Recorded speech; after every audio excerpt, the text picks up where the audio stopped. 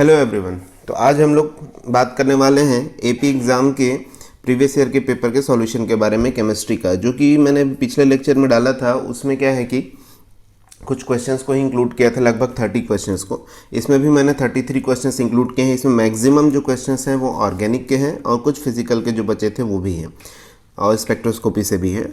तो आप देखिए फिर इनको हम किस तरीके से सॉल्व करेंगे। देखिए क्वेश्चन नंबर 84, वैसे मैंने 80 तक करवाया था उसमें, अभी 84 से स्टार्ट कर रहा हूँ। इस क्वेश्चन में देखेंगे, calculate the maximum kinetic energy of the electron in the decay. यहाँ पर जो डीके की बात हो रही है ये वाली, कार्बन 614 से ये नाइट्रोजन बना हुआ है, बीटा डीके हुआ है। बोल रहे गिवन द मास, है ना, मास चेंज, इसको मास डिफेक्ट भी बोलते हैं। मास चेंज दिया हुआ है ये इफ यूनिट में the unit energy equivalent of 1 unit, ये भी दिया हुआ है। ओके, हमको पूछा क्या है फिर इसमें, मैक्सिमम काइनेटिक एनर्जी। तो काइनेटिक एनर्जी क्या होगी भाई, कार्बन का मॉलिक्यूल जब एटम जब ब्रेक डाउन होगा तो उसकी बाइंडिंग एनर्जी जो होगी उस उतनी एनर्जी तो चाहिए। जब वो बाइंडिंग एनर्जी यूज़ हो जाएगी उसके बाद जो एनर्जी बचेगी, या हम बोल सकते हैं वही जो बाइंडिंग एनर्जी है वो कौन लेकर चला जाएगा, इलेक्ट्रॉन। तो क्योंकि इलेक्ट्रॉन उससे बाइंडेड है तो बाइंडिंग एनर्जी ही इक्वल होगा किसके, काइनेटिक एनर्जी के। ओके, तो binding energy is equal to kinetic energy. Kinetic energy की वैल्यू कितनी निकालनी है, तो डेल एम।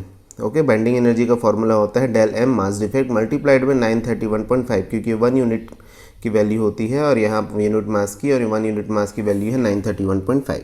तो बाइंडिंग एनर्जी की वैल्यू आ जाएगी 0.1564। अब ये जो वैल्यू आई है ये बाइंडिंग एनर्जी की है, बट वही जो है काइनेटिक एनर्जी भी है, तो इसलिए इसका आंसर क्या हो जाएगा, 1। ओके, नेक्स्ट क्वेश्चन देखेंगे 85। इसमें लिखा हुआ है कि tritium decays by beta emission, okay, to 3 helium with a half life of 3.866 × 10⁸ calculate the decay constant. Actually आपको पता है कि रेडियो एक्टिव डीके जो होते हैं they always follows first order reaction. इसमें हाफ लाइफ दी हुई है, decay constant this is actually equal to K which is called rate constant in simple reaction not radioactive. Okay, तो decay constant equals to क्या होगा, 0.693 divided by T half. तो 0.693 हमने रखा, टी हाफ की वैल्यू रखी और ये अपना आंसर आ गया कितना, 1.793 × 10⁻⁹ ये अपना आंसर हो गया। नेक्स्ट क्वेश्चन आप देखेंगे 86, एस्टिमेट द वुडन इम्प्लीमेंट। देखिए आपको देखने से ही पता चल रहा होगा कि ये कार्बन डेटिंग का क्वेश्चन है। तो कार्बन डेटिंग के क्वेश्चन का फॉर्मूला ये भी फर्स्ट ऑर्डर का ही चलता है। तो इसमें एज जब भी निकालते हैं इसका फॉर्मूला होता है 2.303 upon lambda decay constant log initial activity of carbon 14 upon given activity of carbon 14 at that time. तो ये वैल्यू हम यहाँ रख देंगे। ओके, अब रही बात ये वाला कैसे सॉल्व करेंगे विदाउट कैलकुलेटर, तो लॉग 0.255 अपॉन 0.195 आप इसको थोड़ा सा सिंपल करेंगे तो लॉग 51/39 हो जाएगा।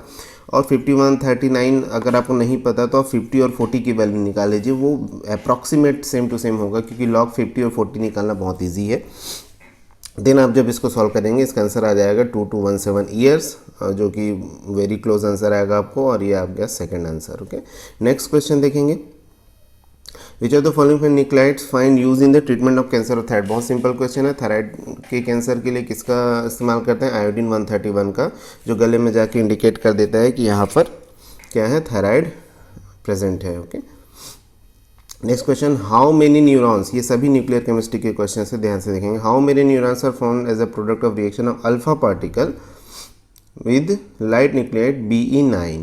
ओके, अल्फा पार्टिकल क्या है, हीलियम 24 ये दिया हुआ है तो फिर दिक्कत नहीं है। कार्बन 6 नंबर ऑफ न्यूट्रॉन कितना है, बस हमको क्या करना होता है ऐसे केसेस में, left hand side equals to right hand side, दोनों साइड के एटॉमिक नंबर और मास नंबर सेम होने चाहिए। अब आप एटॉमिक नंबर देखिए, इसमें 2 + 4 इधर तो 6 होता है, इधर राइट हैंड साइड में भी 6 है, तो वो तो ऐसे ही इक्वल है। बट हम करेंगे मास नंबर की बात है ना, मास नंबर। तो देखिए इसमें कितना है, अल्फा पार्टिकल का 4 है, बेरिलियम का 9 है, 13 होता है, कार्बन का 12 बना है, तो एक मास और बनेगा। तो एक मास किसका बनेगा, न्यूट्रॉन का, क्योंकि न्यूट्रॉन का एटॉमिक नंबर 0 होता है, मास 1 होता है। तो इसका जो आंसर हो जाएगा कितना, 1, क्योंकि एक ही बच रहा है यहाँ पे, तो यहाँ पर आंसर आ जाएगा 1। ठीक है, नेक्स्ट क्वेश्चन जो है 89 में देखेंगे, which of the following nylon is formed if it has 6 carbon atom on the starting carboxylic acid. Actually 6 carbon atom carboxylic acid में है, वो एडिपिक एसिड होता है जो बोथ साइड में कार्बोक्सिलिक ग्रुप होते हैं, एंड 6 ऑन द डाइएमीन, और हेक्सामिथाइलिन डाइएमीन है जिसको हम लोग जानते हैं। और वैसे भी 6 इसने बोल दिया है, तो बहुत सिंपल, एडीपी कैसी हेक्सामिथाइलिन डाइएमीन का कॉम्बिनेशन है, तो 6 कार्बन प्लस 6 कार्बन, तो ये बनता है नाइलॉन 6, तो आंसर होगा ये। नेक्स्ट क्वेश्चन, कुछ क्वेश्चन बहुत सिंपल होते हैं, देखते ही बन जाते हैं। जैसे which of the following is use for making sweaters and baby cloth sock, baby cloth वगैरह बनाना है, स्वेटर बनाना है, तो ऑर्लॉन, जिसको एक्रेलिक और एक्रिलोनाइट्राइल भी बोलते हैं, यही हमारा करेक्ट आंसर होगा। ओके, नेक्स्ट क्वेश्चन जी है, इस क्वेश्चन को थोड़ा ध्यान से देखेंगे। यहाँ पर लैटिस एनर्जी पूछी गई है, तो लैटिस एनर्जी निकालना है, और बहुत सारी वैल्यू, एवोगाड्रो नंबर दिया गया है ना, चार्ज दिया गया है, मेडलंग कांस्टेंट दिया गया है, ये सारी चीज़ें इसमें दी गई हैं, और NaCl के बीच का डिस्टेंस मतलब रेडियस भी दिया गया है। तो हमको इसका क्या निकालना है, lattice energy. Ion lattice energy का जो फॉर्मूला होता है मेडलंग कांस्टेंट वाले फॉर्मूले में, वो एक तो बॉर्न हाइबर साइकिल से निकालते हैं, बट वो यहाँ पर नहीं बोला है, मेडलंग कांस्टेंट वाला फार्मूला यूज़ कर रहा है, तो ये, तो सबसे पहले हम ये वाला फार्मूला जो है आयन लैटिस के लिए यूज़ कर लेंगे, है ना, ये वाला। तो इसमें क्या है, आयन लैटिस इक्वल्स टू क्या हुआ, Z square E is the charge upon 4 pi epsilon R into M is the Madelung, ये आ जाएगा वैल्यू जूल पर एटम में। अब जूल पर एटम में ये वैल्यू आ रही है, इसको मुझे जूल पर मोल में चाहिए, क्योंकि क्वेश्चन में लिखा है किलो जूल पर मोल में चाहिए, बट पहले हम जूल पर मोल में ही निकाल लेते हैं। तो हमको Na से क्या करना होगा, इसको मल्टीप्लाई करना होगा, जो भी आंसर होगा, ठीक है। अब हम आगे इसी में देखते हैं कैसे करना है, तो इस फॉर्मूले में ही हम ये वैल्यूज़ रखते चले जाएंगे, क्योंकि Z क्या है, चार्ज सोडियम का चार्ज कितना होता है भाई, +1 है ना, या फिर क्लोरीन का चार्ज होता है -1, तो 1 ही आएगा, 2 जोड़ना नहीं है उसको। तो ये चार्ज हो गया 1 का स्क्वायर, फिर 1 पॉइंट ये हो गया अपना ई का स्क्वायर, ई की वैल्यू दी हुई है, वो वैल्यू रख देंगे, ई कूलम में होता है, वो यूनिट भी हमने यहाँ लिख दिया हुआ है। नीचे देखेंगे 4 पाई की वैल्यू हो गई, और ये जो वैल्यू हो गई दिया गया है एप्सिलॉन का, और ये उनके डिस्टेंस का, और ये रहा मेडलंग का, सारा कुछ लिखेंगे। इधर कूलम स्क्वायर कैंसिल होगा, ये जूल मीटर है, ये मीटर कैंसिल हो गया, जूल यहाँ से ऊपर आ जाएगा, तो ये बन जाएगा जूल पर मोल, और उसके बाद हम इसको किलो जूल पर मोल में कन्वर्ट कर लेंगे, आंसर आ जाएगा 861। ओके, नेक्स्ट क्वेश्चन जो है वो देखेंगे, calculate the vibrational force constant, के की वैल्यू फाइंड करनी है। आपको वाइब्रेशनल फ्रीक्वेंसी और रिड्यूस मास दिया हुआ है, तो बहुत सिंपल है, आपको पता है कि फ्रीक्वेंसी इक्वल्स टू क्या होता है, फ्रीक्वेंसी का फॉर्मूला है वाइब्रेशनल स्पेक्ट्रोस्कोपी में IR स्ट्रेचिंग फ्रीक्वेंसी की जो वैल्यू होती है वो होती है क्या, ये new equals to 1/2 pi √/k/μ। देखिए फ्रीक्वेंसी यहाँ जो दी हुई है पर सेकंड हर्ट्ज़ में दी गई है, अगर ये पर सेंटीमीटर में दी गई होती तो हम इसका फॉर्मूला चेंज हो जाता, वो होता nu bar equals to 1/2 pi c हो जाता, वही मैंने पहले लिख दिया था इसमें, बट नो वरी, मैंने काट दिया है। तो यहाँ पर ये इसका एक्चुअल फार्मूला है। के की वैल्यू अब हमको फाइंड करनी है, तो बाकी सबको ट्रांसफ़र कर देंगे दूसरे साइड, लेफ्ट हैंड साइड में, तो के इक्वल्स हो जाएगा 2 पाई c न्यू बार लिख दिया मैंने, एक्चुअली ये सिर्फ न्यू है, तो new square overall square multiplied by mu, value हम यहाँ रख देंगे, वैल्यू रखने के बाद जो आंसर है वो आ जाएगा 78.11 किलोग्राम पर सेकेंड स्क्वायर। ओके, यूनिट्स के साथ सॉल्व कीजिएगा जब भी करेंगे। नेक्स्ट क्वेश्चन दिया है, देखें, the only product of HBr addition to two methyl propene. Okay, HBr को 2-मिथाइल-प्रोपीन में हम ऐड कर रहे हैं इस tertiary butyl bromide, the radical addition is due to the formation of. अच्छा, ये क्यों हो रहा है ऐसा बोल रहा है, तो मैंने मैकेनिज्म यहाँ पे बना दिया है, ये रहा एल्किन, HBr में क्या है, H+ है, तो H+ के इन्फ्लुएंस में जाके यहाँ पर हो जाता है इलेक्ट्रोमेरिज्म, इलेक्ट्रोमेरिज्म की वजह से यहाँ पर चार्ज यहाँ ट्रांसफ़र हो जाएगा, तो यहाँ माइनस चार्ज आएगा, यहाँ प्लस चार्ज, फिर HBr में जो H+ है वो माइनस पर अटैक करेगा, Br जो है यहाँ अटैक कर देगा। तो एक्चुअली ये जो बन रहा है वो क्या बन रहा है, तो H के इन्फ्लुएंस में ये चार्ज ट्रांसफ़र हुआ था, तो H यहाँ जुड़ जाता है, तो फाइनली यहाँ बनता क्या है, कैटायन बनता है। ये एनायन तो तुरंत ऑक्यूपाइड हो जाता है H+ के साथ, है ना। तो उसके बाद हमको क्या करना है, ये कैटायन बना tertiary cation which is most stable, इसकी वजह से यहाँ हम आंसर करेंगे कार्ब कैटायन। नेक्स्ट क्वेश्चन है 95 में, देखेंगे, the reaction of hydroxide ion with R2-bromo-octane to give S2 octanol is which of the following type of reaction. बहुत सिंपल है, ये मैंने बना दिया है एक 2-bromo-octane यहाँ पर, और ये ऑक्टेनॉल बना है, पर दोनों में फ़र्क क्या है कि ये वाला जो कार्बन है वो कैरल कार्बन होने के कारण यहाँ ब्रोमीन जो है अगर R पोजीशन में है, तो यहाँ मैंने इसको उल्टा OH को इधर लिख के ये S पोजीशन हो गया। तो ये जो हो रहा है हमेशा तब पॉसिबल है जब इन्वर्जन हो रहा हो। और ये इन्वर्जन कब होता है, जब प्रोसेस कैसा हो रहा होगा, SN2, तो इसको बोलते हैं bimolecular nucleophilic substitution reaction. SN1 जब होता है तो इन्वर्जन भी होता है और रिटेंशन भी होता है। ओके, और E1 और E2 तो हो ही नहीं सकते, क्योंकि ये दोनों के लिए एलिमिनेशन तो यहाँ हो ही नहीं रहा और एडिशन भी नहीं हो रहा है। दो ही ऑप्शन थे, एक तो SN1 हो सकता था या SN2। अगर ये दो प्रोडक्ट बनते हैं यहाँ पर R और S दोनों, तो ये होता SN1, लेकिन अगर क्योंकि यहाँ पर सिर्फ इन्वर्जन हुआ है 100%, तो यहाँ पर क्या होगा, ये SN2। Next question, the most stable confirmation of butane is obtain when dihedral angle. Okay, पूछना चाह रहा है कि ब्यूटेन का स्टेबल कन्फर्मेशन कौन सा है। तो ब्यूटेन क्या होता है भाई, ये है CH3 CH2 CH2 CH3। अब ये हमने बना दिया। डाइहेड्रल एंगल के बारे में पूछा है कि किस में ज़्यादा स्टेबल होगा, तो आप देखेंगे यहाँ पे मैंने सारे ही बना दिए इसके जो मेन होते हैं।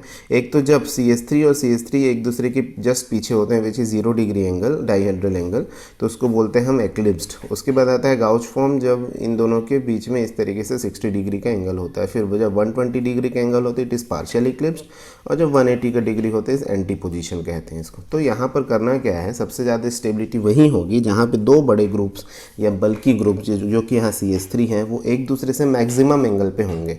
और यहाँ जो मैक्सिमम एंगल है वो 180 का ही है, यहाँ वाला देखेंगे लास्ट वाला, क्योंकि 240 का एंगल तो है ही नहीं इनके बीच में, कहीं पर भी 300 का भी नहीं है। तो इसका आंसर क्या होगा, 180। तो सबसे ज़्यादा स्टेबल यही होगा इसमें। ओके, नेक्स्ट जो है वो कौन सा है, क्वेश्चन देखेंगे। इफ़ सॉल्यूशन, बहुत सिंपल है भाई, if solution of S2 butanol, S तो दिया हुआ है, S की वैल्यू जब +3.5 है ना, तो पूछ रहा है कि R की वैल्यू क्या होगी। तो बहुत सिंपल है भाई, ये तो जस्ट अपोजिट होते हैं ना, दे आर इन एंशियोमर ऑलवेज। तो ये हो जाएगा -3.5 आंसर। तो ये इसका आंसर हो गया। Calculate the percentage of twist boat form present in a sample of cyclohexane. Okay, cyclohexane का आपको पता है कि बहुत सारे फॉर्म होते हैं। चेन फॉर्म होता है, बोट फॉर्म होता है, ट्विस्ट बोट फॉर्म होता है, चेयर फॉर्म, सॉरी चेन बोला मैंने, चेयर फॉर्म होता है। तो उसका हमको परसेंटेज निकालना है। तो सबसे पहले इनके बीच का एनर्जी गैप दिया हुआ है, तो हमारे पास एक फार्मूला होता है ये इक्विलिब्रियम कांस्टेंट वाला, क्योंकि ये जो भी फॉर्म है सब इक्विलिब्रियम में रहते हैं।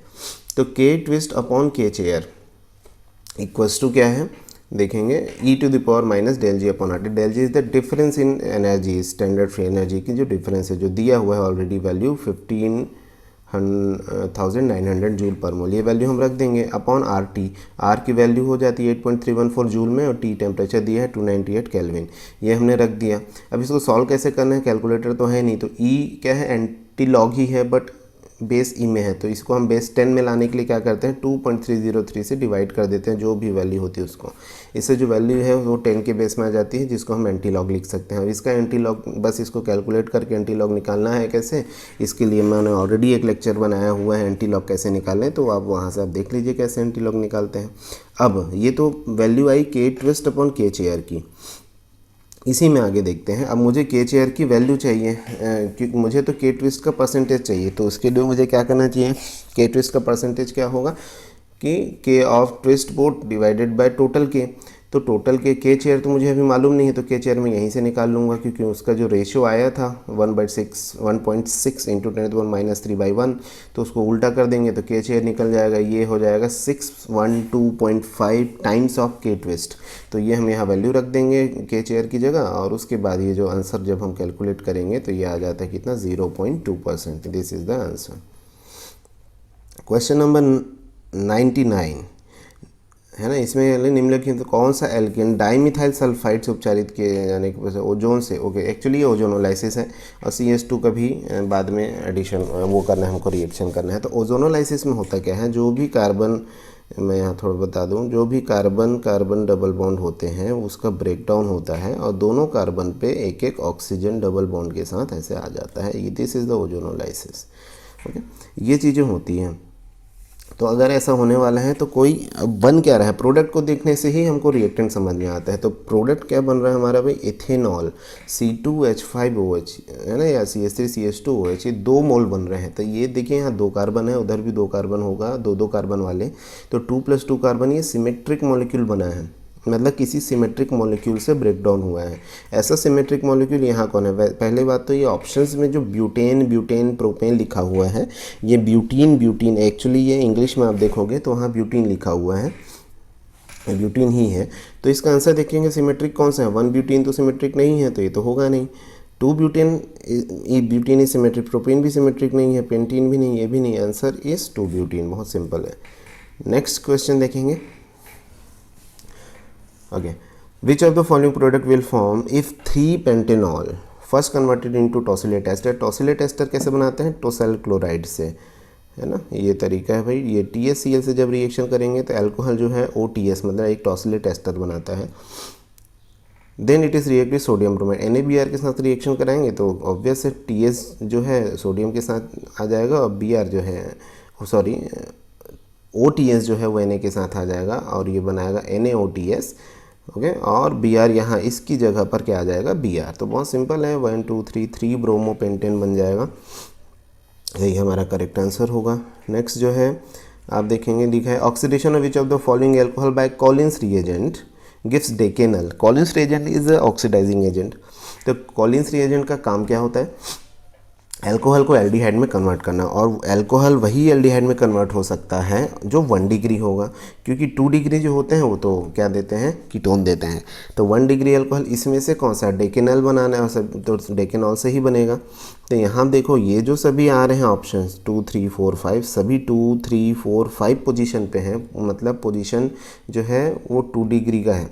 तो 2 डिग्री की पोजीशन जो है वो क्या देते हैं भाई? कीटोन देते हैं। मुझे 1 डिग्री चाहिए तो आंसर इज़ 1 डेकेनॉल। ठीक है। Next is the next question is 102 which of the following product will be formed when tertiary butyl alcohol is treated with dilute H2SO4 in an excess of ethanol. Okay, tertiary butyl alcohol ये हमने लिख दिया, tertiary butyl alcohol, कोई बात नहीं। H2SO4 के साथ treatment हुआ है तो इसका जो H+ है यहाँ अटैक करेगा, इसके लोन पेयर पे OH2+ बनेगा। OH2+ जो है जब बाहर निकलेगा तो यहाँ एक कैटायन बनेगा, और कैटायन बनने के बाद क्या होगा? C2H5OH से जब आपने ट्रीटमेंट कराया तो OC2H5 उस कैटायन के साथ जुड़ जाएगा, तो ये बन जाएगा भाई ether. Tertiary butyl ethyl ether is the correct answer. 103 which of the following product will form when cyclohexyl acetylene, cyclohexyl, तो ये मैंने बना दिया cyclohexyl acetylene is this is treated with dilute acid Hg2+ के प्रेजेंस में acid के साथ reaction हो रहा है भाई, बहुत सिंपल, वाटर का एडिशन होता है, डाइल्यूट एसिड है। तो यहाँ पर क्या हो जाएगा? OH according to Markovnikov rule, और यहाँ पर क्या आ जाएगा? H। तो ये बन जाएगा इधर देखेंगे इनॉल, ये इनॉल बन गया। जब ये टॉटोमेरिज्म करेगा तो इनॉल जो है वो कीटोन में कन्वर्ट हो जाएगा, तो answer will be ketone. Next, benzene को पहले आयरन, ओके मैंने बना दिया है जो भी क्वेश्चन दिया हुआ है। इसमें बेंजीन को क्या करना है? आपको ब्रोमीन और आयरन के साथ रिएक्ट कराना है, तो क्या बनता है? ब्रोमोबेंजीन। फिर इसका क्या करें? HNO3H2SO4 से रिएक्शन, नाइट्रेशन करा रहे हैं, तो bromine is ortho para directing group, ortho product भी बनता है, बट उससे ज़्यादा प्रोडक्ट कौन सा बनता है? पैरा प्रोडक्ट, क्योंकि ortho product is not in the option, option में तो ऑर्थो है ही नहीं। तो अपना जो आंसर होगा वो कौन सा होगा? Para bromo nitrobenzene. ठीक है। Next question, which of the following group is Meta directing and deactivating. तो लिख दिया मैंने, सभी ग्रुप्स के बारे में देख लीजिए। First option is amino, amino के पास लोन पेयर है। हाइड्रोक्सिल OH के पास लोन पेयर है। OCS एल्कोक्सी लोन पेयर है। नाइट्रो में लोन पेयर नाइट्रोजन के पास नहीं है क्योंकि उसने डोनेट कर दिया है। CH3 में लोन पेयर नहीं है, बट ये हाइपर कॉन्जुगेशन शो करता है। तो जिनके पास भी लोन पेयर है, ये हाइपर कॉन्जुगेशन रेजोनेंस के थ्रू ये क्या करते हैं? +R इफेक्ट शो कर रहे हैं। केवल नाइट्रोजन ऐसा है जो एक पाई बॉन्डिंग से जुड़ा हुआ है ऑक्सीजन से, तो ऑक्सीजन जो है ज़्यादा इलेक्ट्रोनेगेटिव होता है, तो ये इलेक्ट्रॉन अपनी तरफ पुल करेगा। तो जब पुल करेगा तो नाइट्रोजन जो है इलेक्ट्रॉन अपनी तरफ पुल करेगा, जिसकी वजह से ये बेंजीन रिंग को क्या कर देते हैं? डीएक्टिवेट कर देते हैं, या इसको हम लोग बोलते हैं meta directing and deactivating groups. तो answer is nitro group. Okay, next question देखेंगे, which of the following reaction involve following 3 mechanism. ये बहुत सिंपल क्वेश्चन है भाई, बोल रहा है कि ये 3 स्टेप कौन इन्वॉल्व करता है इन ऑप्शंस में से। देखेंगे फर्स्ट जो स्टेटमेंट है, generation of an electrophile, electrophile बनना चाहिए। तो इलेक्ट्रोफाइल बनना चाहिए तो आप यहाँ ऑप्शंस में देखेंगे इलेक्ट्रोफाइल कहाँ कहाँ दिया हुआ है। फर्स्ट में दिया है तो न्यूक्लियोफिलिक एडिशन तो नहीं हो सकता, एडिशन रिएक्शन हो सकता है क्योंकि इसमें इलेक्ट्रोफाइल बनता है। ओके। एलिमिनेशन हो सकता है क्योंकि इसमें भी इलेक्ट्रोफाइल का रोल है और ये भी इसका भी रोल है। आगे देखते हैं, attack of pi electron of the aromatic ring. अब बात हो गई एरोमेटिक की, तो न्यूक्लियोफिलिक सब्सटीट्यूशन तो था ही नहीं पहले भी। एडिशन रिएक्शन एलिमिनेशन की बात करें तो नहीं, ये सब में भी अभी एरोमेटिक का टर्म नहीं है, तो एरोमेटिक का टर्म तो इसी में भाई सीधे सीधे यही बन जाते हैं। फिर भी आपको तो पता ही इलेक्ट्रोफिलिक एरोमेटिक सब्सटीट्यूशन होता है जब इलेक्ट्रोफाइल अटैक करता है बेंजीन रिंग या एरोमेटिक कंपाउंड्स पे। नेक्स्ट क्वेश्चन है लुईस एसिड AlCl3 के प्रेजेंस में। ओके, क्या बेंजीन का रिएक्शन है ये एसिड क्लोराइड का रिएक्शन सबसे पहले AlCl3 से होता है, तो AlCl3 ये कैटलिस्ट की तरह AlCl4- बनाता है और यहाँ एक इलेक्ट्रोफाइल जनरेट करता है, एक केटायन जनरेट करता है, और वो केटायन फिर यहाँ करता है इलेक्ट्रोफिलिक एरोमेटिक सब्सटीट्यूशन, जिसकी बात हमने पिछले क्वेश्चन में की, और ये बनाता है क्या, कीटोन। तो ये आंसर हो गया ketone. Next question, which of the following product is formed when phenol reacts with bromine. देखिए फिनॉल का रिएक्शन जब ब्रोमीन से होगा ना, तो ब्रोमीन वाटर से एक्चुअली, तो ब्रोमीन वाटर में हाई कॉन्सेंट्रेशन होता है ब्रोमीन का, और OH जो है ऑर्थो पैरा डायरेक्टिंग है, तो OH अपने ऑर्थो पैरा और ऑर्थो तीनों पोजीशन पे क्या ऐड कर देता है, ब्रोमीन। उसके बाद क्या होगा, फिर ये ब्रोमीन अटैच हो गया, तो ये कौन सा पोजीशन हो गया, 2, 4 एंड 6, तो हम इसको बोल सकते हैं 2, 4, 6 ट्राईब्रोमोफिनॉल। तो ये आंसर हो जाएगा 2, 4, 6 ट्राईब्रोमोफिनॉल। नेक्स्ट क्वेश्चन, साइट्रोनिनोलोल, ओके, गुलाब के तेल में कितने इकाई आइसोप्रीन होते हैं। तो ये जो साइट्रोनिनोलोल है, इसका जो प्रिपरेशन जो होता है वो रिडक्शन से भी कई तरह से इसको बनाया जा सकता है, लेकिन जिरेनियोल और है ना, ये जो है, एक होता है नीलेलॉल। ओके, मैं लिख देता हूँ या नीलॉल इस तरीके से, ये है, दोनों में से किसी एक का भी अगर आप क्या कर दें, एक सिस फॉर्म है और एक ट्रांस फॉर्म है, इसका हम क्या कर दें, अगर रिडक्शन कर दें तो ये वाली स्ट्रक्चर बनती है जो कि कहलाता है सिट्रोनिलॉल। तो इस सिट्रोनिलॉल बनाने के लिए इनमें से कोई एक यूज़ कर सकते हैं। तो अब आप देखेंगे इसका जो वो है मोनोमर, या मोनोमर नहीं कहना चाहिए, इसका जो प्रिकर्सर है, इसका जो रिएक्टेंट है वो ये है, जिसमें आप क्लियरली देख रहे हैं इस तरीके से दो, यहाँ मैंने रेड कवर किया हुआ है, दो हमारे पास क्या है, आइसोप्रीन है। यहाँ पर भी देख सकते हैं ये दो आइसोप्रीन के ग्रुप्स हैं, तो इसका आंसर जो क्या होगा 2। नेक्स्ट क्वेश्चन देखेंगे, which of the following polymer is used in lenses and Windows. बहुत सिंपल है भाई, फाइबर ऑप्टिक्स एप्लीकेशन में पॉलीमिथाइल मेथाइक्रिलेट यूज़ होता है, जिसका स्ट्रक्चर मैंने यहाँ बना दिया है, देख लीजिए, answer is 3। Next, in general structure of amino acid NH3 + CHR। Okay, ये R की बात कर रहे हैं, R इज CH3, देन ये कौन सा अमाइनो एसिड होगा।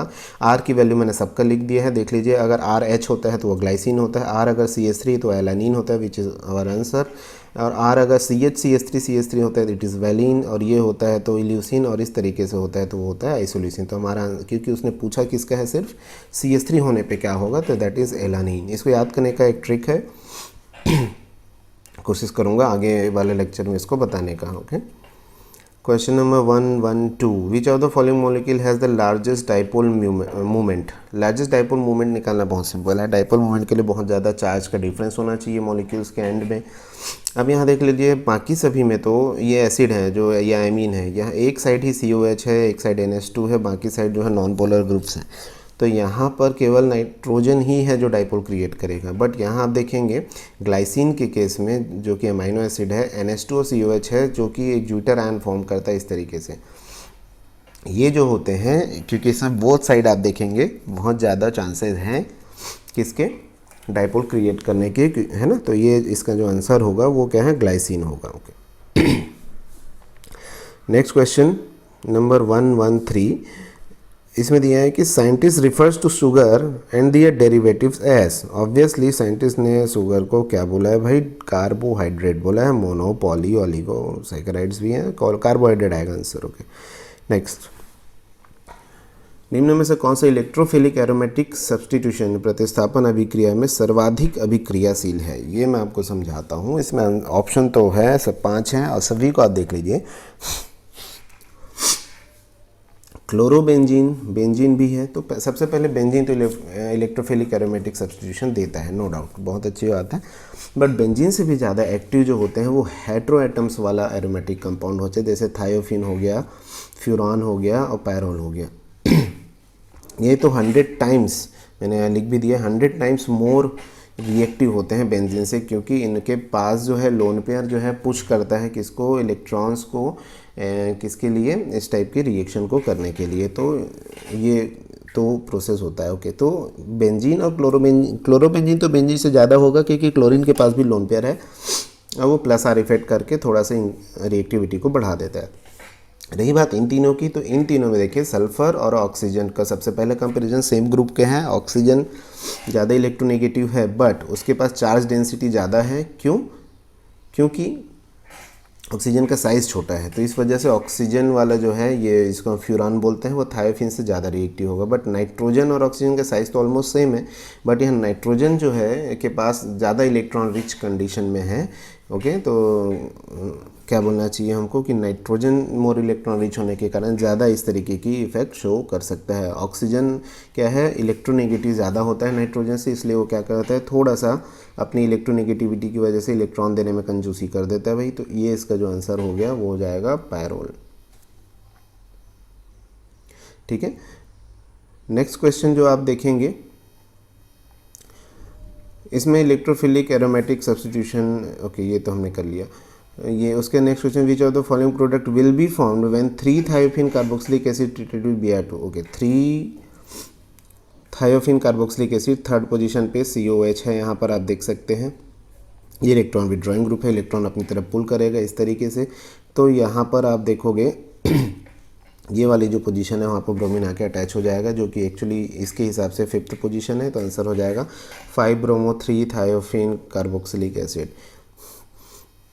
नेक्स्ट क्वेश्चन देखेंगे 116, फिशर इंडोल सिंथेसिस की बात कर रहा है, यील्ड कितना मिलेगा। देखो ये मैंने फिशर इंडोल सिंथेसिस यहाँ बना तो दिया है, जिसमें एक हाइड्रोजन का रिएक्शन होता है इस तरीके से और ये इंडोल बनता है, बट एक्चुअली यील्ड कितना मिलता है, कैसे मिलता है, ये थोड़ा सा कॉम्प्लिकेटेड है। फिर जो कि आंसर मुझे मालूम था तो मैंने यहाँ लिख दिया है 76%। ठीक है, next question, I think it is the last question. Which of the following heterocyclic compound undergoes nucleophilic aromatic substitution Chichibabin reaction. तो चिचिबाबिन रिएक्शन क्या है भाई, पायरिडीन जब रिएक्ट करता है किससे, सोडामाइड से, तो उसके बाद 100 से 200 डिग्री सेल्सियस में तो ये बन जाता है अमाइनोपायरिडीन। तो ये आंसर जो होगा इसका पायरिडीन ही होगा। ओके, तो इस तरीके से हमने क्या कर लिया, कुछ क्वेश्चंस और देखिए जो ऑर्गेनिक के हैं। अभी कुछ क्वेश्चन है जैसे कि क्वांटम से हो गया और स्पेक्ट्रोस्कोपी से हो गया, ऐसे कुछ क्वेश्चंस बचे हुए हैं। वो क्वेश्चन मैं अगले पार्ट में आप लोगों को बताऊंगा इस वीडियो के। तो ये सेकंड पार्ट है वीडियो का, सेकंड लेक्चर है, जिसमें मैंने AP 2016 में जो एग्ज़ाम हुआ था हायर एजुकेशन वाला, उसमें जो क्वेश्चन आए थे उनका सॉल्यूशन मैंने आपके साथ डिस्कस किया है। ओके, आप इसको ज़रूर शेयर करें अपने फ्रेंड्स को ताकि सबको ये हेल्प हो जाए। Okay, thank you so much.